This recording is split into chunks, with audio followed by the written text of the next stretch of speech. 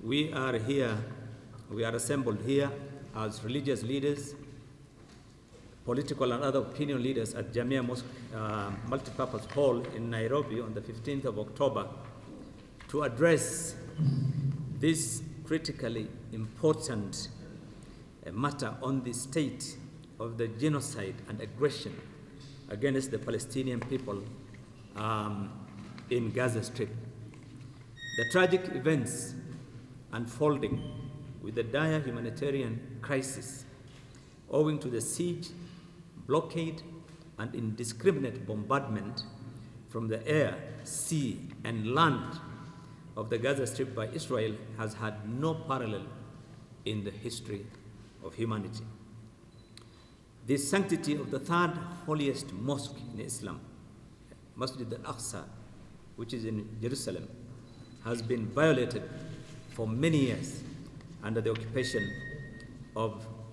brutal occupation of Israel. Over 2.3 million people, including women, children, and the elderly, living in Gaza, blockaded over the last 16 years from all sides without access to any external borders, are now suffering the world's most tragic and unprecedented humanitarian crisis.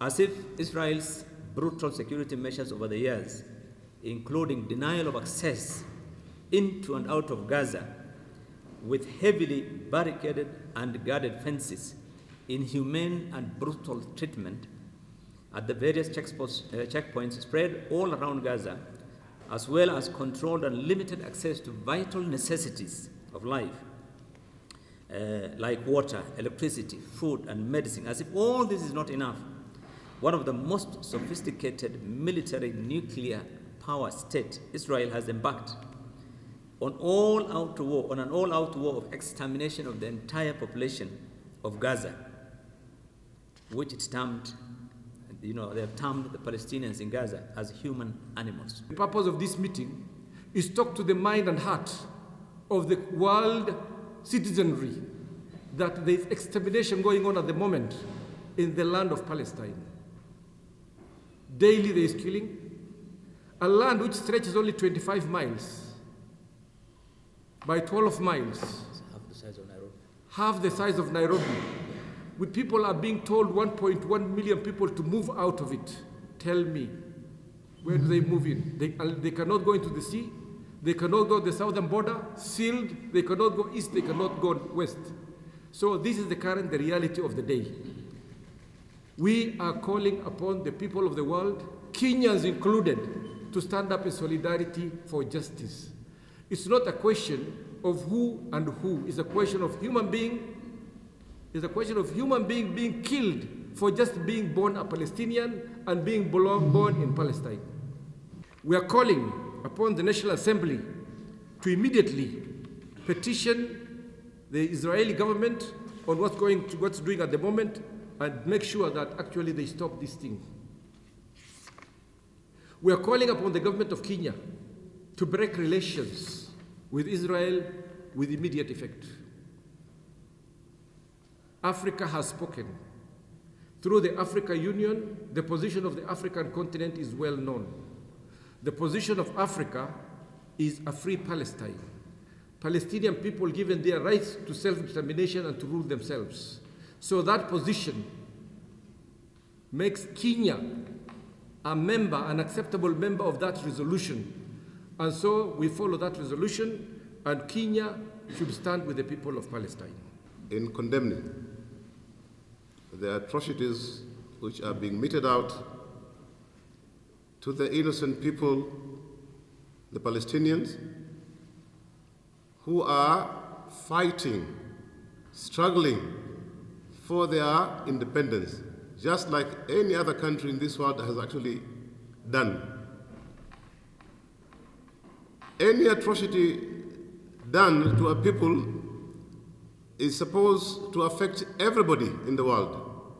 And we are calling upon all legitimate governments to dissociate themselves with the activities which are being meted out to the Palestinians by the Israeli government, supported by the American, because keeping quiet to such an injustice would mean you are supportive of whatever is actually happening. And anybody who is having his conscience would never allow such things to happen anywhere in this world today, especially in this 21st century. We are therefore calling upon all people of conscience to pray for the people of Palestinians in whatever is happening to them right now. Remember them in your prayers.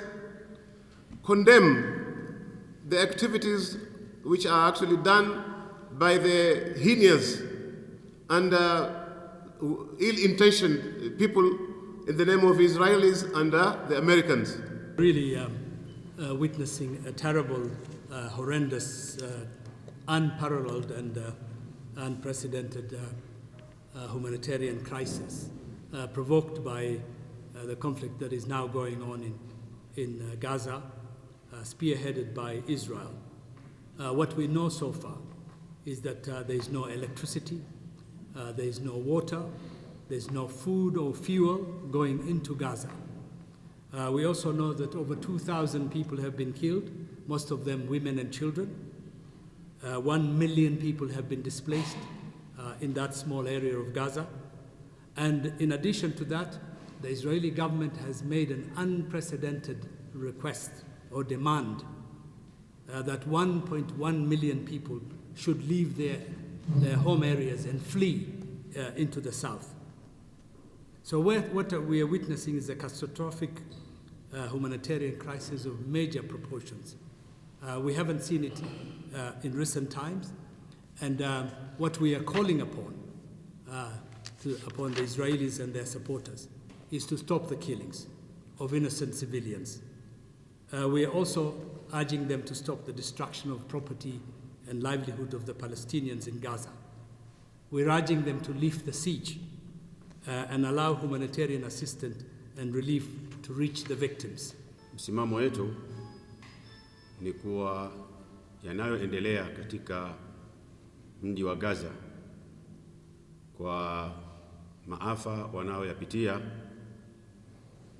kutoka kwa wazayuni wa Israeli kwa kukatazwa maji na chakula na madawa na matibabu na kuwafurusha watu katika mji wao na kuwatoa huku wakiwaua kutoka angani na ardhini na baharini, ni jambo ambalo tunalikemea kama viongozi na hatulikubali litokee katika karne hii ya 21. Ni jambo ambalo tulilikemea kama vile tulivyokemea vita vya Ukraine na uvamizi wa Ukraine na Russia, na vile vile tunakemea uvamizi wa nchi yote kuvamia nchi nyingine. Wananchi wa Palestine na wananchi wa Gaza, wao wanapigania nchi yao na wao wanapigania uhuru wao wawezi kujitawala kama vile nchi nyingine duniani. Ikiwa nchi ya Palestine imeweza kupewa kiti katika United Nations, ni wakati walimwengu wote waungane pamoja kukubaliana katika civilized world, katika ulimwengu uliostaarabika. Wakati umefika nchi ya Palestine iweze kutambulika, na tunaliunga mkono lile ambalo walimwengu watalikubali, nao ni kuweko nchi mbili, two state solution, ambazo zitamaliza majanga na maafa ya wananchi wa Israeli na wananchi vile vile wa Palestine. Wananchi wa Palestine ni wanyonge, hawana ndege, hawana submarine, hawana marines, hawana jeshi. Ni wananchi ambao wanapigania haki zao za kutawala, na hili ni jambo ambalo linakubalika katika nchi zote Afrika, Asia, Amerika, South America. Msimamo wetu sisi hapa ni kuwa nchi yetu ya Kenya, na wito kwa Rais wa Jamhuri ya Kenya asichukue vita hivi na mgogoro huu kwa ajili ya maslahi yake yeye au maslahi ya jambo lolote. Ni jambo la maslahi ya wanadamu na ulimwengu mzima. Tulifurahishwa na msimamo wa rais wa Afrika Kusini uliosimamisha kuonyesha wazi kuwa Waafrika wanatetea haki za wanyonge.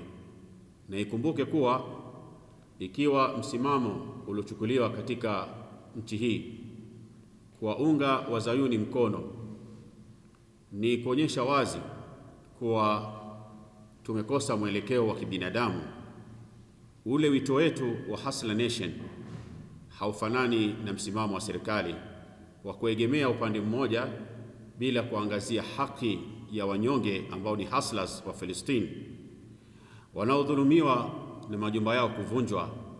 Tunasikitika msimamo uliochukuliwa kupitia kwa Twitter, na sasa hivi tunaomba vile vile msimamo uwe wazi wa kubainisha Wakenya wanasimama na wanyonge, kwa sababu taifa hili ni taifa la hustlers.